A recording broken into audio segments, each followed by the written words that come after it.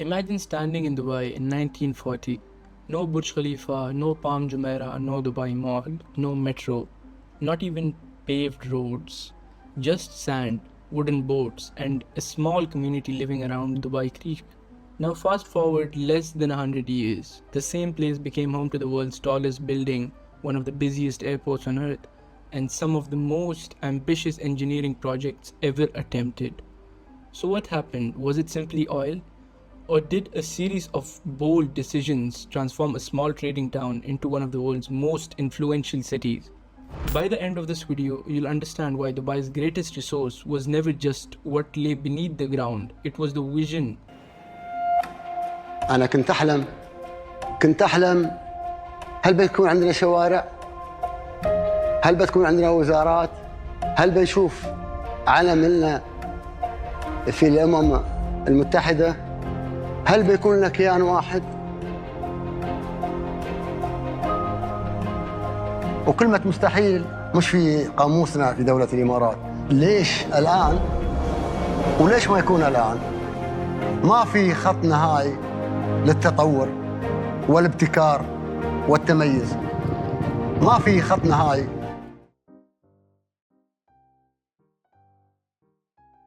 To understand Dubai today, we have to forget almost everything we think we know about it. Long before the skyscrapers, Dubai was a small settlement centered on Dubai Creek. The creek was its lifeline. Wooden doors carried merchants, fishermen, and pearl divers, connecting Dubai with ports across the Gulf, East Africa, and India. Pearls were the region's economic engine. Families depended on months-long diving seasons, and merchants traded the harvest across international markets. Dubai was already developing a reputation as an open trading port, even though it was small. While cultured pearls from Japan became cheaper and more consistent than natural pearls, the industry that had supported thousands across the Gulf rapidly declined. By the 1940s, Dubai faced a difficult future. It had little income, harsh environmental conditions, and no guarantee that prosperity would return.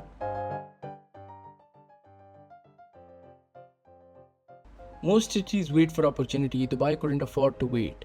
With the pearl industry weakened, Dubai had to reinvent itself. Trade became easingly important rather than relying on one source of wealth. Local leaders encouraged merchants from across the region to settle and do business by keeping taxes relatively low and maintaining an open commercial environment. Even then, there were major obstacles. Ships struggled to enter Dubai Creek because it was too shallow in places. Larger vessels often had to unload cargo offshore, slowing trade and increasing costs. This raised a critical question. If Dubai wanted to become a regional trading hub, how could it compete with ports that were easier to access? This question would shape the city's future.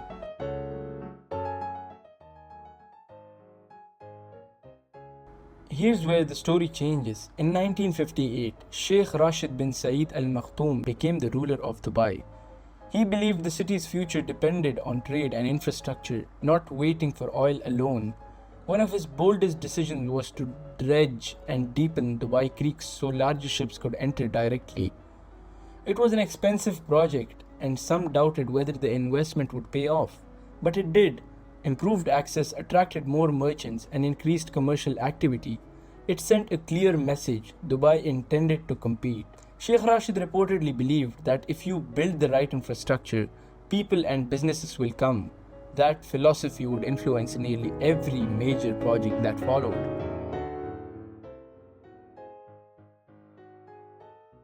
Then came the discovery everyone talks about, but not in the way most people think. Oil was discovered in Dubai in 1966 and exports began a few years later. The new revenue gave the government resources to invest in roads, schools, hospitals, electricity, and modern infrastructure. But compared with some neighboring Emirates, Dubai's oil reserves were relatively limited. Leaders recognized that oil income would not last forever. Instead of treating oil as the destination, they treated it as a tool. The money funded projects designed to create a diversified economy, one that could continue long after oil production declined. This decision became one of the defining moments in Dubai's history.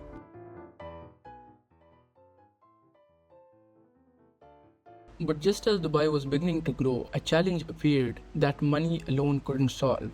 In 1968, Britain announced it would end its protection from the crucial states. Suddenly, the future of seven emirates was uncertain. They could remain separate or unite as one nation. That's when Sheikh Zayed bin Sultan Al Nahyan, the ruler of Abu Dhabi, and Sheikh Rashid bin Saeed Al Maktoum, the ruler of Dubai, came together with a shared vision. They believed the Emirates would be stronger united than divided. After years of discussions with the other rulers, that vision became reality. On December 2, 1971, the United Arab Emirates was officially formed.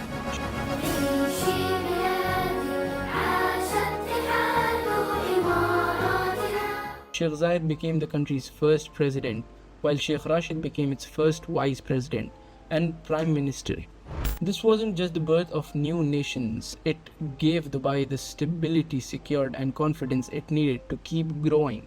With Sheikh Zayed helping build a strong federation and Sheikh Rashid focused on transforming Dubai through trade and infrastructure, the stage was finally set for one of the famous urban transformations in modern history.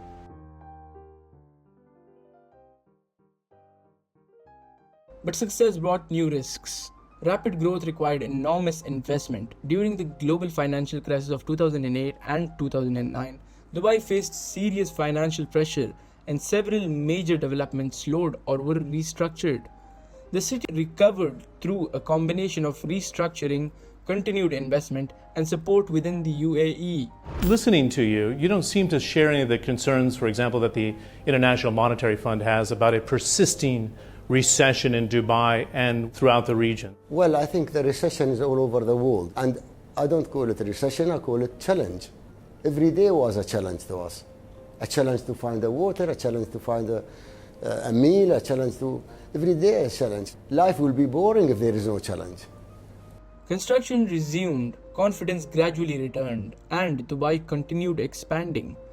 The experience showed that even the fastest growing cities are not immune to global economic shock. Growth wasn't guaranteed, it had to be rebuilt.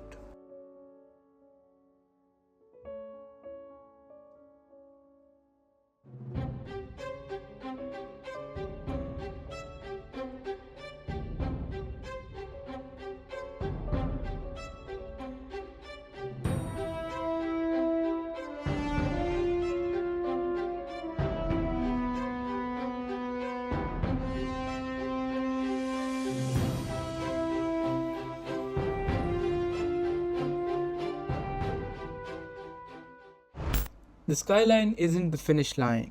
Today, Dubai is focusing on goals beyond iconic buildings. Plans such as the Dubai 2040 Urban Master Plan emphasize sustainable growth, expanded public spaces, improved mobility, and higher quality of life. The city is also investing in artificial intelligence, renewable energy, autonomous transport research, and smart city technologies. Its next chapter may not be defined by the tallest tower, but by how efficient millions of people can live, work, and move through the city. The question is no longer whether Dubai can build extraordinary projects. It's what kind of city it wants to become next.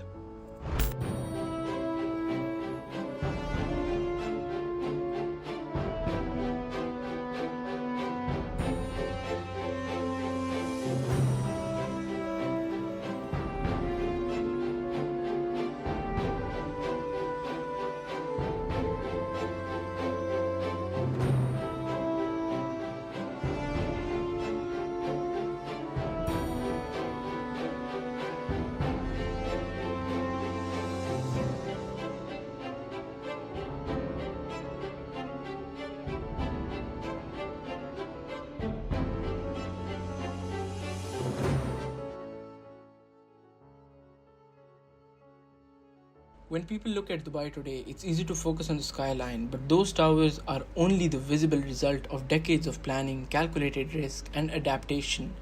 We began in a town built around a creek where people were pearl diving and trade sustained daily life.